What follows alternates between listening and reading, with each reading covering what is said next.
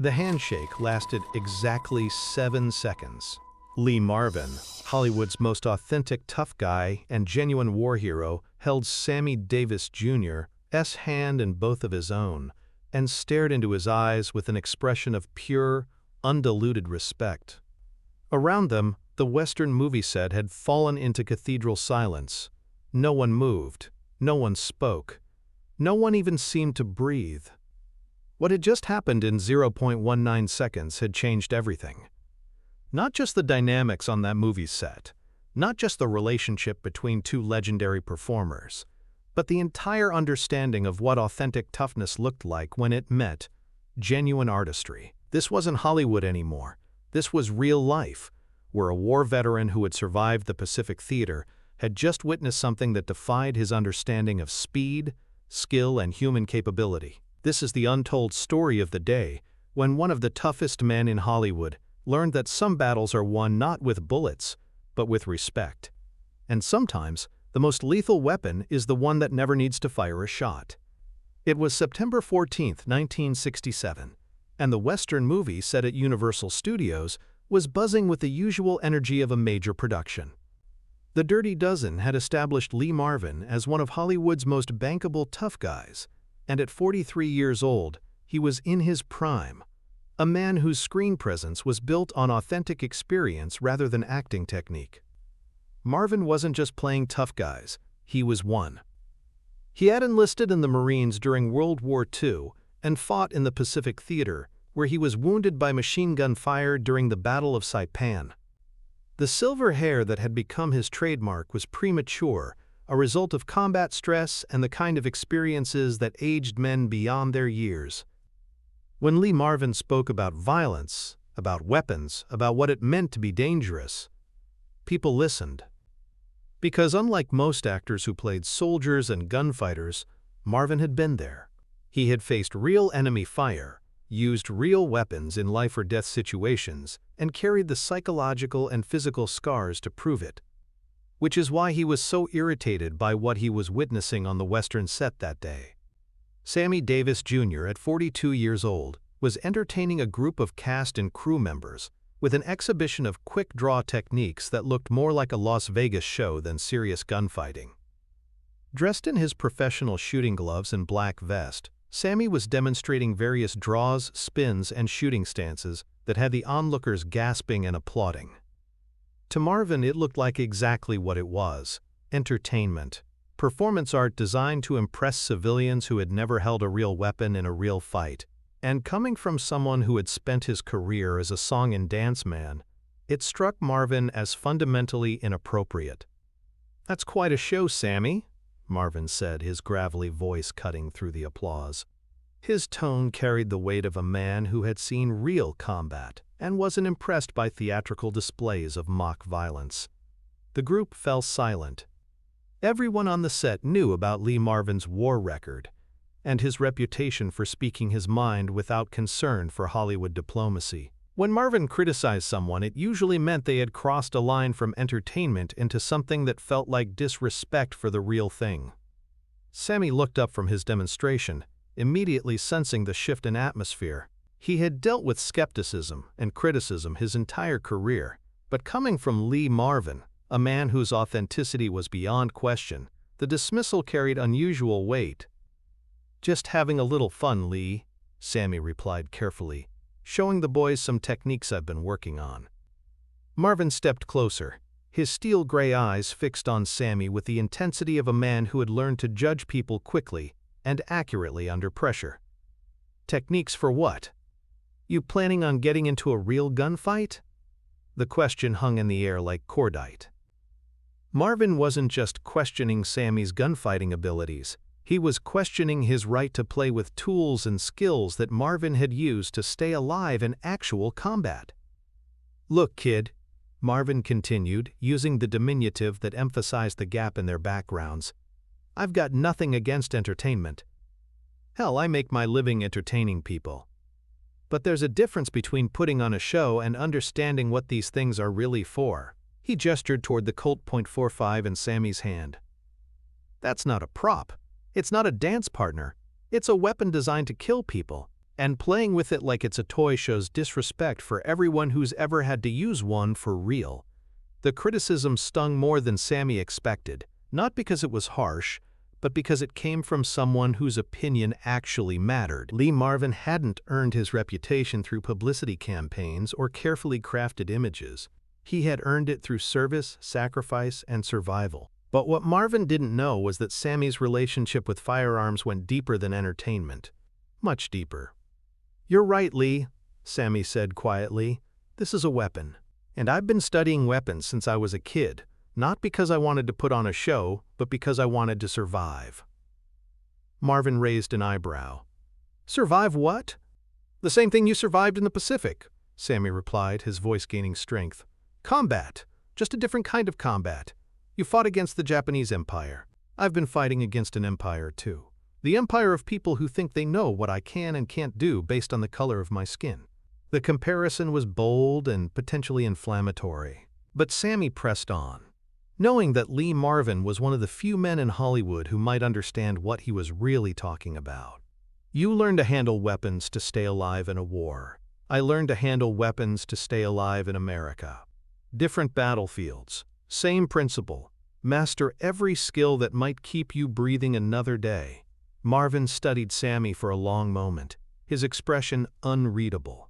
He had expected excuses or apologies, not a philosophical discussion about survival and warfare. This wasn't what he had anticipated when he decided to challenge the entertainer's credentials. "So you're saying you can actually handle that thing?" Marvin asked. "Not just twirl it around for the cameras?" "I'm saying I approach it the same way you approach anything that might save your life," Sammy replied. "With complete seriousness and absolute dedication to being better than anyone who might test me." The challenge was implicit but unmistakable. Marvin had questioned Sammy's authenticity, and Sammy was inviting him to test it directly. "Show me," Marvin said simply. The two men moved to an open area of the set, away from equipment and crew members. Word spread quickly through the production that Lee Marvin and Sammy Davis Jr. were about to face off, and people began gathering at a respectful distance to witness what promised to be either a legendary confrontation or a humiliating embarrassment. Marvin took his position first, and even in casual clothes, he looked dangerous.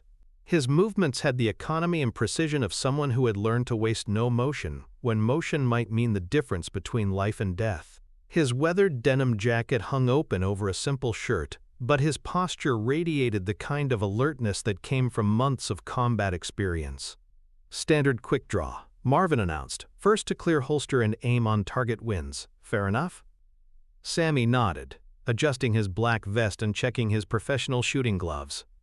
At 42, he moved with the fluid grace of a performer who had maintained peak physical condition throughout his career, but there was something different about his demeanor now.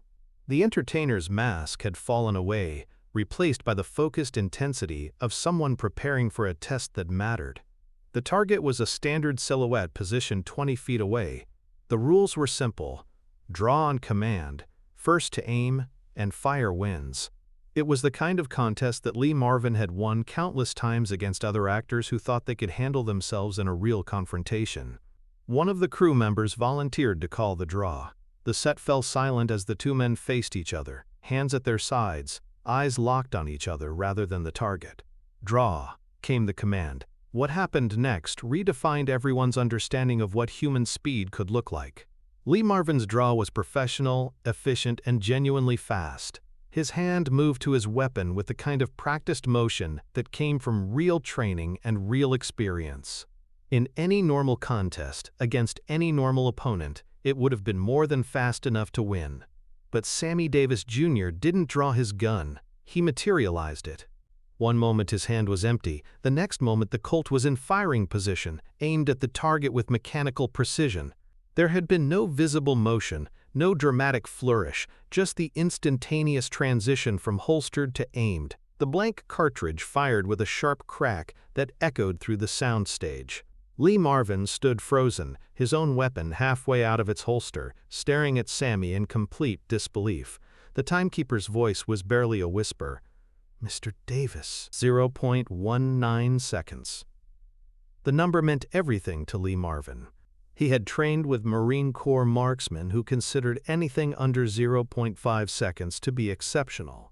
Professional gunfighters rarely achieved draws faster than 0.3 seconds. 0.19 seconds was beyond the realm of human possibility. "That's impossible," Marvin said, holstering his own weapon. "Nobody draws that fast. Nobody." But even as he spoke, he knew what he had witnessed was real. His combat experience had trained him to observe and assess threats with absolute accuracy. What he had just seen wasn't a trick or an illusion. It was a level of skill that transcended anything he had encountered in civilian life or military service. "Run it again," Sammy said quietly. "I want to make sure you saw what you think you saw." The second draw was even faster, 0.18 seconds. The third was 0.17 seconds. Each time, Marvin's respectable speed looked sluggish by comparison. Each time, his understanding of what was possible was shattered a little more completely. By the fourth demonstration, Lee Marvin had holstered his own weapon and was simply watching Sammy with the fascination of a professional studying a master at work. "How?" was all he could manage. Sammy's explanation revealed not just technical mastery, but a philosophy of preparation that resonated with Marvin's military background. "You learn to fight to win a war," Sammy said. "I learned to fight to win respect. Different objectives, but the same dedication to being better than anyone who might challenge me." He demonstrated his modified holster, showing how every element had been adjusted for maximum speed and efficiency. "You approach weapons as tools for survival. So do I. The difference is that my survival depends not just on being fast, but on being so fast that people can't deny what they've seen." Marvin listened with the intensity of a student learning from a master. This wasn't entertainment anymore. This was a discussion between two professionals who understood that mastery in any field required complete dedication and continuous improvement. "The speed isn't separate from the performance," Sammy continued. "It's the same skill. When you're black in America, when you're trying to prove you belong in rooms where people question your right to be there, every ability becomes a weapon. Every talent becomes proof that you deserve respect." The lesson was profound and deeply personal. Marvin began to understand that what he had witnessed wasn't just superior technique. It was the product of a different kind of combat experience. Sammy had been fighting a different war, but with the same intensity and dedication that Marvin had brought to the Pacific Theater. "You know what I think?" Marvin said finally. "What's that?" "I think I've been looking at this all wrong. You're not playing soldier, you're being a soldier, just fighting a different enemy." The acknowledgement was enormous coming from Lee Marvin. It represented not just respect for Sammy's skill, but recognition that authentic toughness came in forms that Marvin hadn't previously understood or appreciated.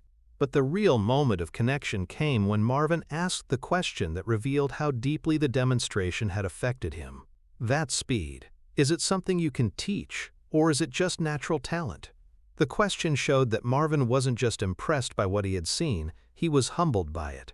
Here was a man who had survived real combat, asking if he could learn from someone he had initially dismissed as just an entertainer. "It's both," Sammy replied honestly. "Natural ability gets you started, but this level takes years of practice. Same as anything else worth mastering." Marvin nodded slowly, processing not just the technical explanation, but the deeper implications of what Sammy had achieved. "You know what the most impressive thing is? It's not the speed, it's the control, the precision. You're not just fast, you're accurate while you're being fast. That's the difference between showing off and staying alive," Sammy said. "Speed without accuracy is just noise. Accuracy without speed gets you killed. You need both." The conversation continued for another 10 minutes, with Marvin asking detailed questions about training techniques, practice routines, and the mental discipline required to maintain such extraordinary skill levels. It was the kind of professional consultation that might have taken place between two military specialists comparing notes on advanced tactics. Finally, as the demonstration came to an end and the crew began to disperse, Lee Marvin did something that surprised everyone present, including himself. He walked over to Sammy and extended his hand, not for a quick congratulatory shake, but for the kind of firm, meaningful handshake that warriors gave each other in recognition of shared excellence.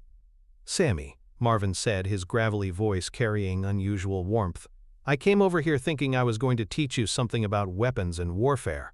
Instead, you taught me something about dedication and mastery that I won't forget." He held Sammy's hand in both of his own, looking directly into his eyes. "That wasn't a show, that was artistry. And I've got nothing but respect for what you've accomplished." The handshake lasted 7 seconds, an eternity in Hollywood time. And when it ended, something had changed, not just between the two men, but in everyone who had witnessed it. Lee Marvin, the authentic tough guy who questioned everyone's credentials, had just given his seal of approval to Sammy Davis Jr., not as an entertainer who could handle a gun, but as a master of a skill that Marvin himself respected and understood. The encounter between Lee Marvin and Sammy Davis Jr. was never reported in trade papers or entertainment magazines. Both men preferred to keep their moments of mutual recognition private, but the story spread through Hollywood's insider network, becoming one of those legendary tales that defined the real relationships between major stars. Marvin returned to his tough guy roles with a broader understanding of what authentic skill looked like. He never again dismissed someone's abilities based on their background or primary profession.